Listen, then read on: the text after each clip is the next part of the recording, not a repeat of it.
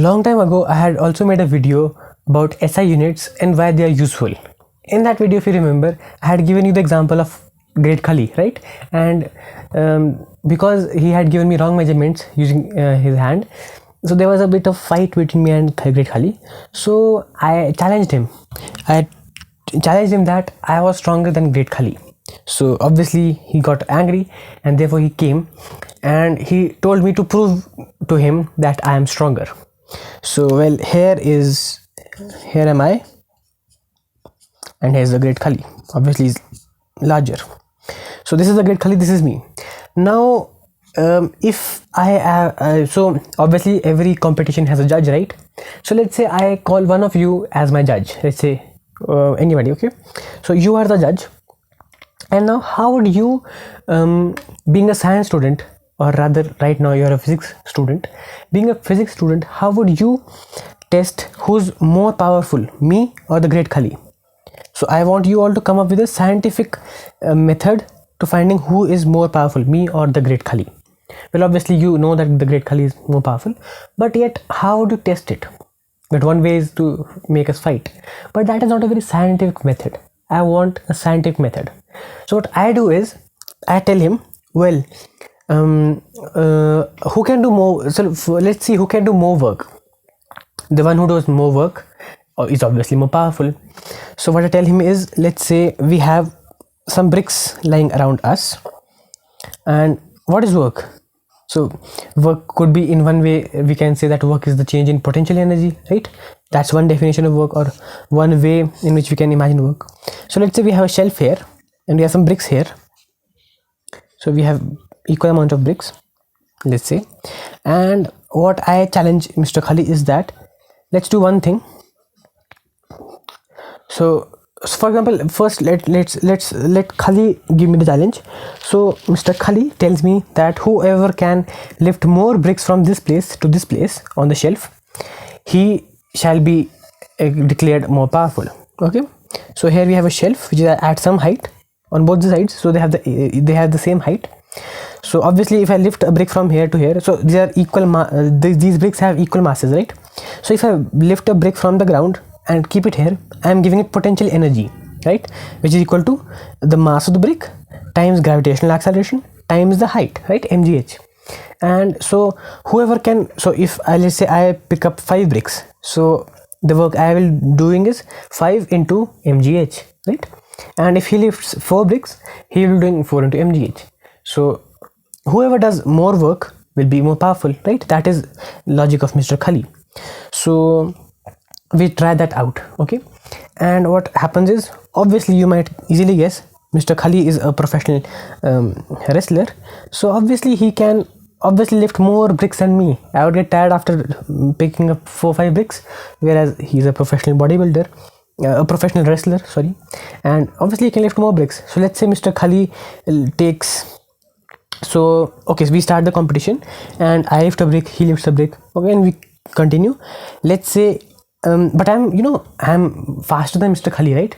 Because I have a more agile body, more quicker body, so I have quick reflexes and I can lift the bricks quickly. Or on the other hand, Mr. Khali is much stronger, so he can lift more bricks, but he cannot lift them so fast. He's a kind of a lazy person. You might have seen that.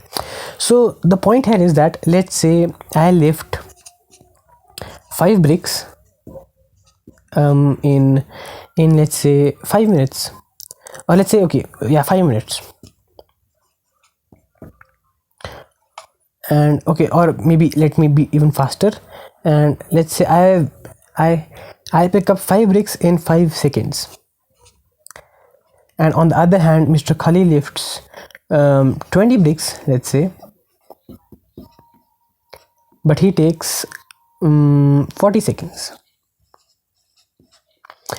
Now, so after lifting 5 bricks, I place the 5 bricks here, and he can lift 20 bricks. He puts 20 bricks there, and after lifting those 5 bricks, I am tired, and I say, okay, that's it. That is all I can do. I can lift only 5 bricks, and I get tired.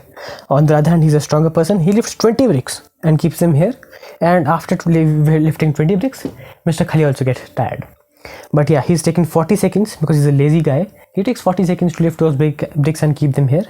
But I'm not a lazy guy, you know.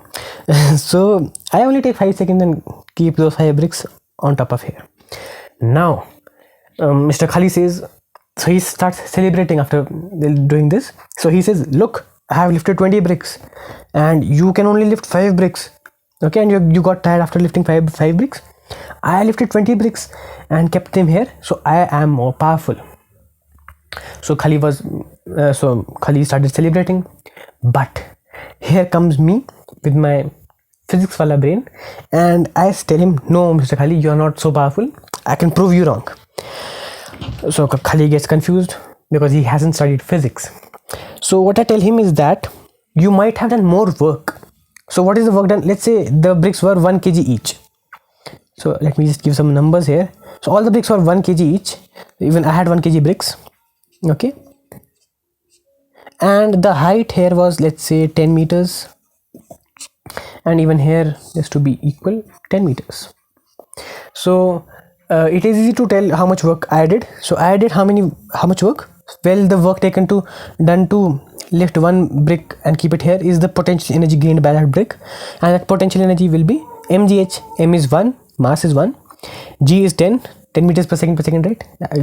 Acceleration due to gravity is 10 meters per second, and the height is also 10 meters. So I do a work of 1 into 10 into 10, mass into height 10 meters into gravitational acceleration 10. So that comes out to be 100 while lifting 1 brick.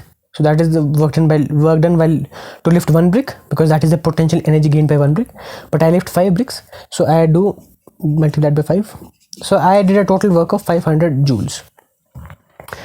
So on the other hand, Mr. Khali did well. He also lifted 1 kg bricks to a height of 10 meters, and so that's not visible. Let me write somewhere else. Let me write it here. Okay. So he also lifted 1 kg bricks to a height of 10 meters and with an acceleration of 10 meters per second. So that's the value of g. And 1 into 10 into 10, again 100.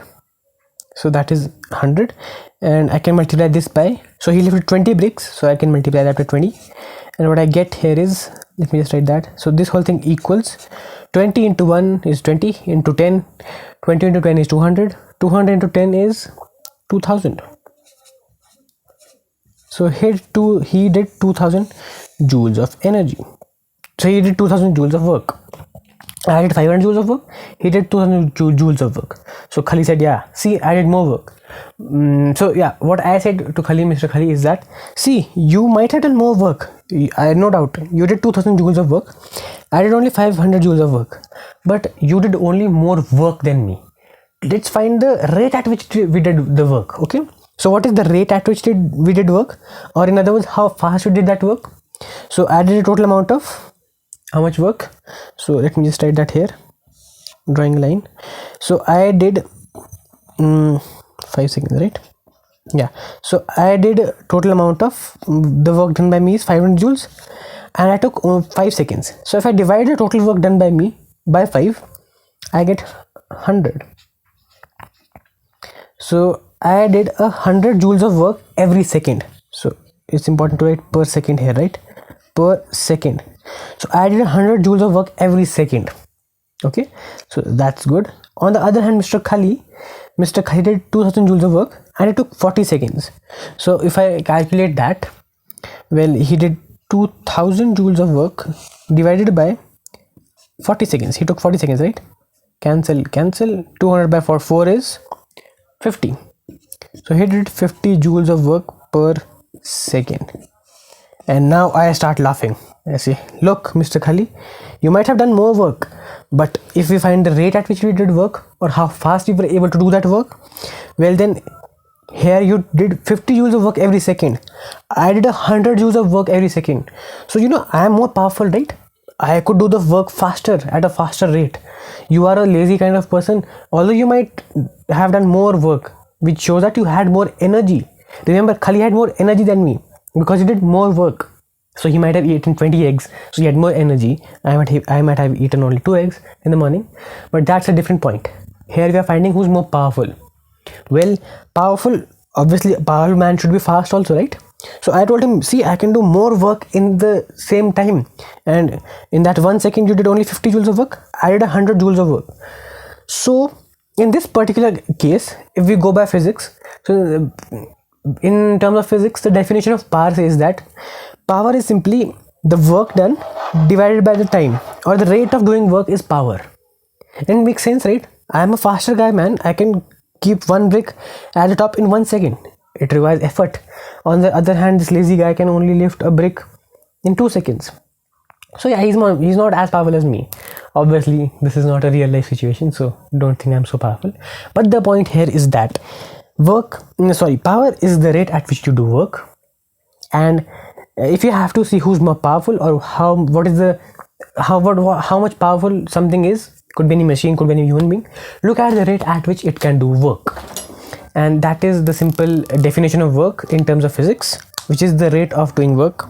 So to summarize the whole point in this long story, what I mean to say is that power is equal to the total work you do divided by the time you take to do that work. So this is the main equation that you need to keep in mind, which is that power is the rate of doing work, or the total work divided by the total time. That gives us the power of that particular explain the power during that particular process.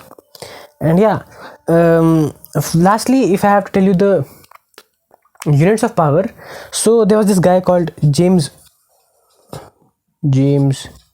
Watt, and in his honor we removed James, and yeah, we took Watt, and Watt is the SI unit of power.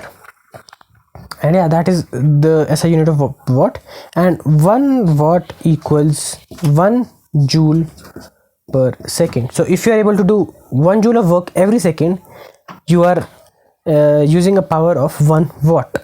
So if you have a bulb at your home which is a 1 watt bulb, that bulb is doing a work of 1 joule every second. That's it.